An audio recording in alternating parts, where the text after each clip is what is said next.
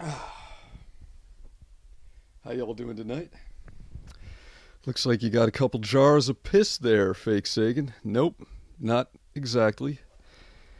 This is high quality, home brewed apple cinnamon moonshine. Mmm. Mmm. Yeah, I know a guy who knows a guy. And, the Fakesagan's no stranger to the Mountain Dew. I lived in the mountains in North Carolina for a while, and I passed through Kentucky a time or two, so I've had my share of shine. Some's way better than others. But this right here wasn't distilled by some old boy with a radiator from an all broke down Chevy. This is the good shit from a nice copper still. It's so fucking smooth. I mean, it's really something else. I don't drink that much anymore. I hardly ever drink at all, honestly. But when I can get my hands on something like this, it's I think it's the fact that it's illegal that makes it so good. It's like smoking a Cuban cigar. Not that a Cuban cigar is any better than a cigar you would get from like Puerto Rico or the Dominican Republic or whatever. It's just a cigar. But it's Cuban. Same kind of basic deal. What do you say we pour ourselves a little glass, eh? It's Friday night. Hey, I'm a hard-working guy. Been working all week. There's nothing wrong with relaxing with a wee nip of the Carther. A toy, toy, toy. One moment.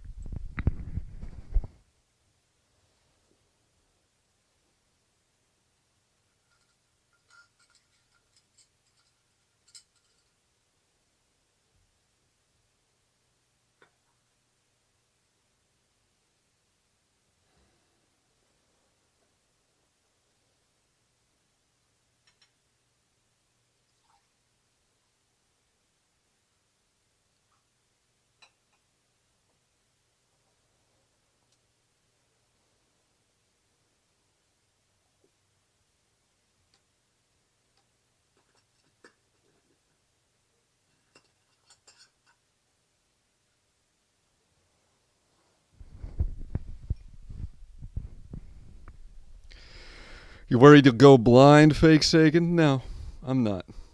I'm not. And if you could taste this, you wouldn't be worried either.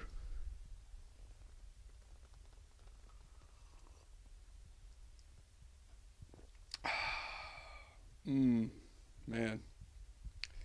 You don't need no chaser with that. Let me tell you. So I've got a controversial topic to tackle tonight. Um, you know, so often it falls to me to be the sobering voice of reason here on YouTube. um, mm, I'm laughing because I'm aware of how ridiculous it is to find me in that role, and yet so often that seems to be the case. I guess that's why I have so many haters here. Nobody wants reason. Um, we want hysteria. We want moral panics. We want mob mentality. But the hysteria won't last forever. Eventually, it'll wear off, like it always does. Sanity will reinsert itself. And when that happens, people will be looking around from one to another, asking, where were the cooler heads during all of this? And I'll be there meekly raising my hand like, hey guys, I was here saying the opposite.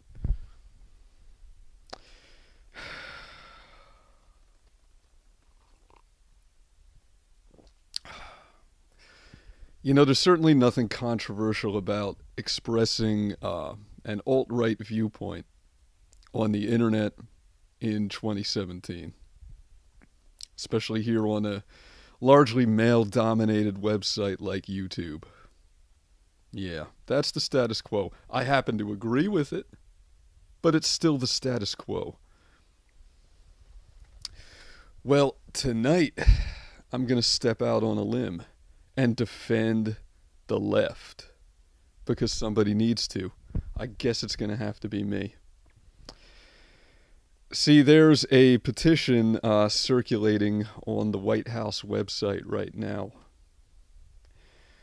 to classify Antifa as a domestic terrorist organization.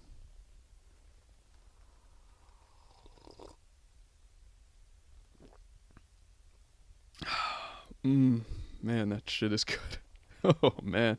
I wish you guys could taste this. I really do. Now, everybody seems to be on board with this. That's what's really disturbing to me. I was just watching Steven Crowder. He's on board with it. Even fucking Styx is on board with this. That really surprised me. I thought Styx, being the somewhat libertarian-minded, civic nationalist that he is, would have a dissenting opinion. But no, he's on board with this. Well, I'm not.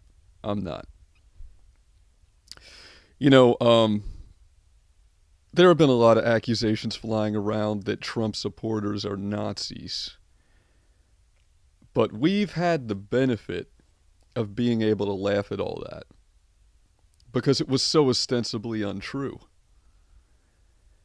And, you know, if we start using state power to bludgeon opposing political viewpoints, well, then those accusations wouldn't be quite so ridiculous anymore, would they? I want to refresh everybody's memory and take you back to 2012, the Obama years. Ooh, those dark times. They were.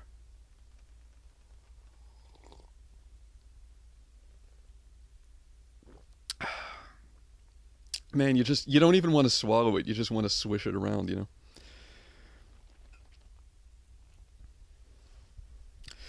So,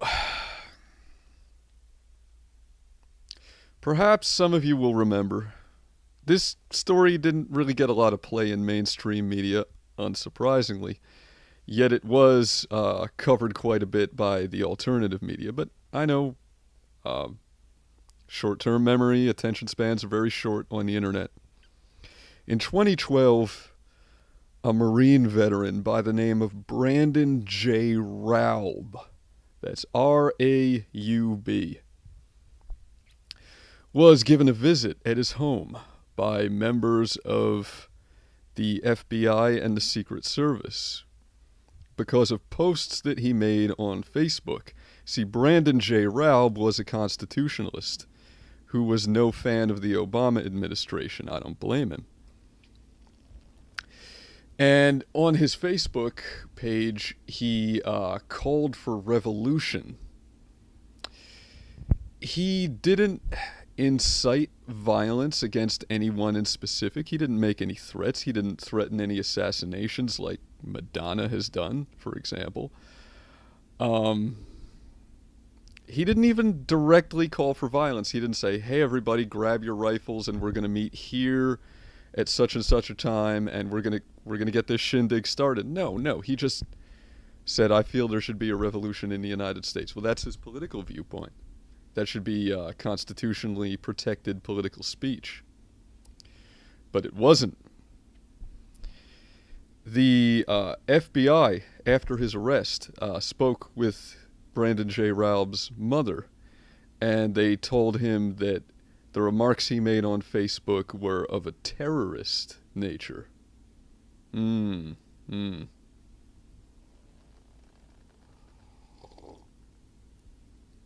Well,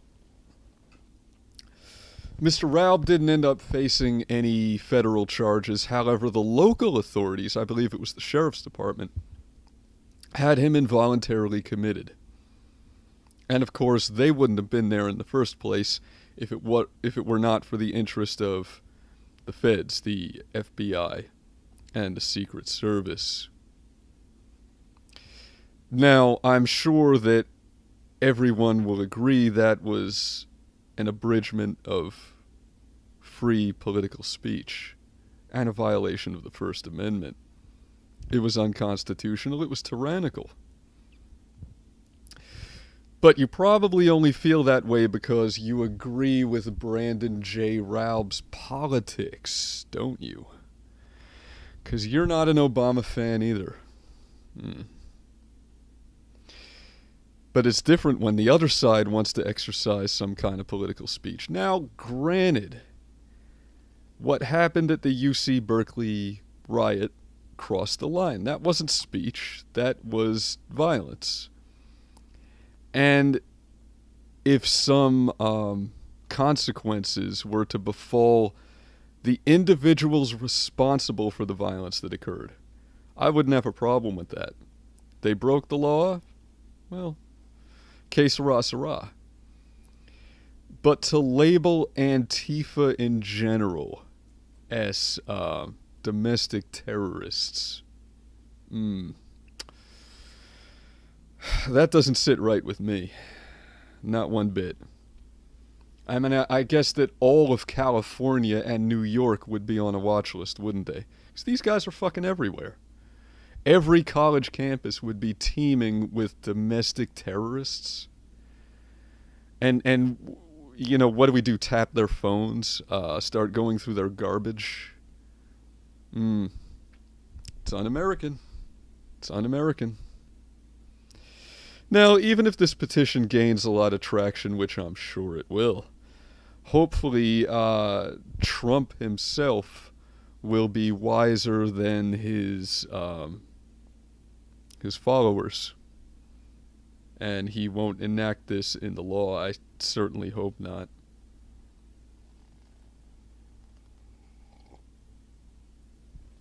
There's the buzz. It comes on slow. That's how you can tell good moonshine. Doesn't hit you at once like when you're drinking government booze.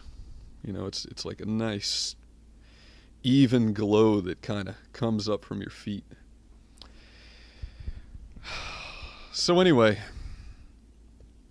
Brandon J. Raub's case wasn't unique.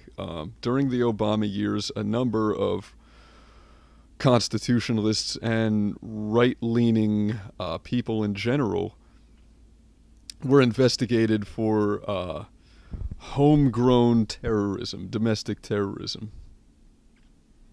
And I guess now the shoe's on the other foot. Everybody likes the government jackboot when it's on somebody else's neck, not when it's on their own.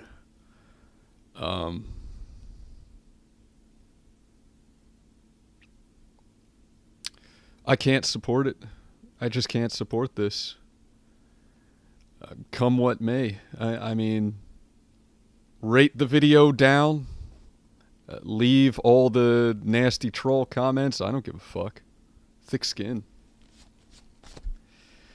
But yeah, I'm again it. I don't like it. I don't like it one bit.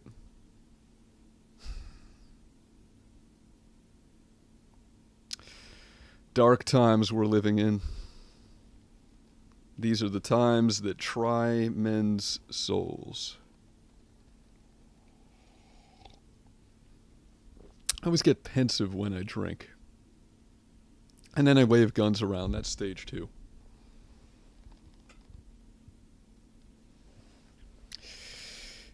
Hope everybody's having a wonderful Friday night.